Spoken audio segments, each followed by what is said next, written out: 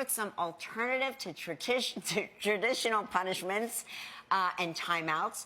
Please welcome to the show Dr. Becky Kennedy. I thought timeout was the traditional alternative to punishments. I think you're right in that. Okay. And I think what I'm saying is we can even do better, right? Do better than a timeout. Not in every single moment. Okay. None of us can do that. Right. But there are these behaviors that we typically approach with punishment or timeout, right? Acting out physically, maybe with hitting or spitting or kicking or verbally, I hate you, right. or things that we would call a rude tone. Yeah. And in those moments, the real issue is that kids actually don't have the skill they need to manage whatever feeling was going on. Okay. And the thing with a timeout is, I don't know, in a timeout, we would never say, go learn how to swim and come back. They can't learn that skill. Right. And they're not really learning how to regulate their emotions, which is how behavior really changes in a timeout. So what are some typical punishments that parents use? I think 3 things that come up most often are a timeout, go to your room, kind of calm down, come back when you can do better. Another one is where we just take away something we think is valuable to a kid. No dessert, right? Something like that. Yeah. Or we use screen time. And Screen we say something like, no iPad for a week. And I always say to parents, we don't actually want to even keep that because we like when our kid is on their iPad so we can do things. So nobody even wins. Right. Yeah. It's a lose-lose.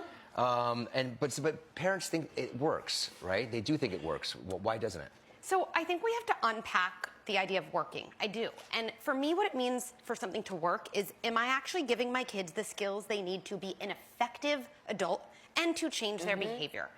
I think sometimes we see a kid get upset, and if we have a people-pleasing kid, I'm guessing you guys had at least one of those. I know Sure. I did. Wait, which one of our kids is a people pleaser? It doesn't matter. So they look upset because they think they've disappointed us, but that eventually wears off and they still don't have the skills they need to make actual change. I see. So what are there also like long-term issues for punishments and timeouts, like besides that? Yeah, like and self-esteem issues? there can be, and I don't like to fear monger, so No. matter how old your kids are, you can make some shifts. It is never too late. Right. And if every time when our kids are young, when they act out or when they hit or when they say I hate you, they're just sent to their room, well, we might be missing out on many, many years of actually forming a relationship with them. And you guys know this better than anyone. When our kids are teens, the only currency you have for influence is really the quality of your relationship and connection with them. That is true. Alternatives to punishments and timeouts. Great. So in the moment, you know, let's say my kid just threw a football across my living room, and typically we say, last warning, if you do that again, no timeout, you know, or no dessert for a week, right?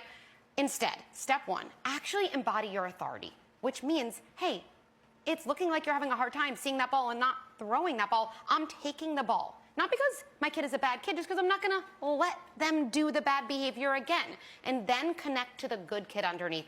Hey, you're having a hard time. We can go outside later and you can throw the ball there.